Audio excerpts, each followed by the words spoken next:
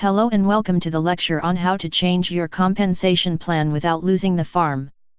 There is one certainty in the direct selling industry: every company changes its compensation plan at some point.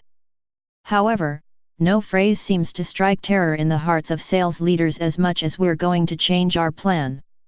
Indeed, many executives suffer for years with a plan they know doesn't work simply because they are terrified to change it. If you anticipate ever changing your plan, this video will help you. It may save your company from riotous armies of angry distributors anxious to bash your doors in and hang the guy in charge. It may also allow you to fix your plan and see your business rocket to higher levels of growth and profitability. There are 6 steps that must be followed to successfully change your compensation plan. 1. Diagnosis: what are the root causes of your compensation plan problems? 2. Solution design: what are the changes required to fix the plan? 3. Transition period planning: help your sales force adapt how they work to the rules of the new plan. 4. Selling the change: how to convince your sales force, especially your leaders, to accept the change with enthusiasm. 5. Plan rollout: launch the new plan.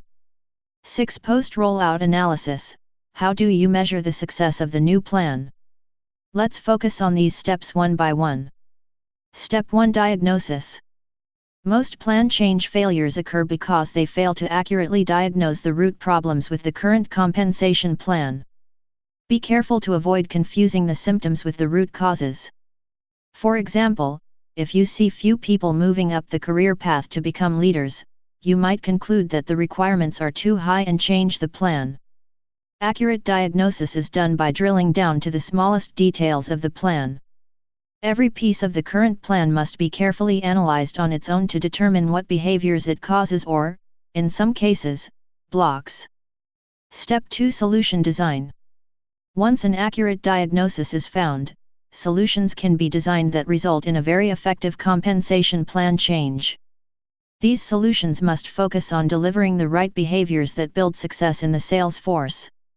As solutions are proposed, the cost of each one must be carefully analyzed to be sure you don't pay out more than you can afford. Step 3. Transition planning.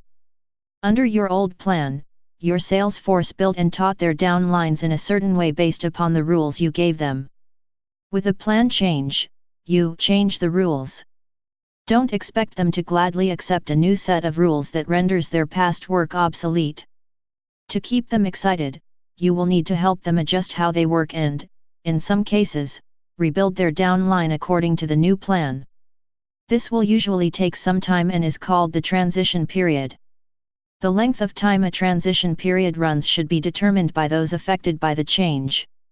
Your objectives during a transition period include: minimize negative financial impact upon your active business builders so they don't become discouraged and quit. Build a positive momentum of enthusiasm and excitement. Help them learn how to succeed under the rules of the new plan as quickly as possible. Step 4. Selling the change. Having worked so hard to diagnose the problems, design the solutions, and draft a transition plan, don't become impatient and start announcing the glorious new compensation plan to the world. Instead, you need to formulate a plan on how to win the loyalty and enthusiasm of your leaders for the new compensation plan before it's released to the sales force. The best approach is top-down. Here's an approach. First, meet with the Tier 1 sales leaders off-site, 2 or 3 at a time. Discuss the problems with the current plan and objectives in fixing it. Then show them what changes to implement, always showing first the gives before discussing the takeaways. Afterwards, review the results of modeling on the individual downlines. Meet a week or 2 later with the Tier 2 sales leaders as a group. Invite the Tier 1 sales leaders who were present in the first set of meetings to attend so they can share their enthusiasm. Do a general announcement of the new plan to the rest of the sales force.